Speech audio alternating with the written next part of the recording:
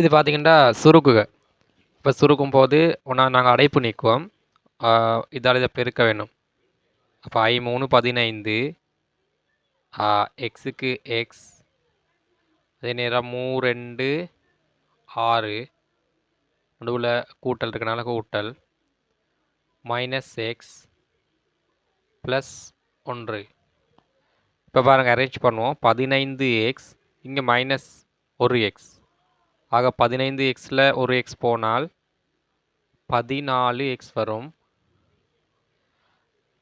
சக 6 சக 1, ஆகவே சக 7 என்று சொல்லி இறுதி விட வரக்கூடிய மாதிரி அமையும். அடுத்தது இந்த சமன்பாட்டை தீர்க்கலாம். ஓகே, இப்போ இதை பலமாறு தீர்க்கலாம். முதலாவது இந்த அடைப்புக்கு முன்னுள்ளதை இல்லாமல் ஆக்குவோம். அப்போ இது பெருக்கி கொண்டு இருக்குது, இல்லாமாக்க 2ஆல் பிரிப்போம். அதே மாதிரி இங்கேயும் நாங்கள் பிரிப்போம். இப்படி பிரித்தோம் என்று சொன்னால் எக்ஸ் சக 3 சமன் 9 என்று சொல்லிட்டு வரும். இப்போ இந்த சக 3 இல்லாமாக்க சய 3 சேர்ப்போம், இங்கேயும் சய 3 சேர்ப்போம். ஆகவே இறுதியாக எக்ஸ் சமன் 6 என்று சொல்லி விட வரக்கூடிய மாதிரி இருக்கும்.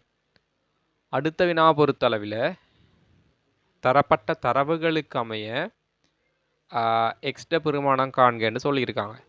இது பைத்தகரஸின் தேற்றம். ஓகே, இது பார்த்தீங்கன்னு சொன்னால் பைத்தகரஸின் தேற்றம். ஸோ முக்கோணி தரப்பட்டிருக்கு. ஆகவே பார்த்தீங்கன்னா இது எக்ஸ்ன்னு தரப்பட்டிருக்கு. ஆகவே செங்கோணத்துக்கு எதிராக உள்ளது செம்பக்கம்.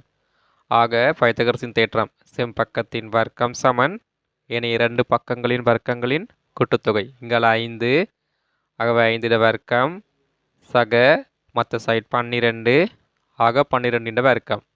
ஆகவே 5 வர்க்கம் 25, 12 வர்க்கம் 144 சமனுக்கு சமன். ஆக எக்ஸ் வர்க்கம் சமன் இதெல்லாம் கூட்டினீங்கண்டா 169 வரும். ஆகவே எக்ஸ் எவ்வளோ வருமெண்டா இங்கே வர்க்கமூலம் 169. ஆகவே 169க்கு வர்க்கமூலம் பார்த்தா 13 வரும். 13 தர 13 169 என்று சொல்லி வரும்.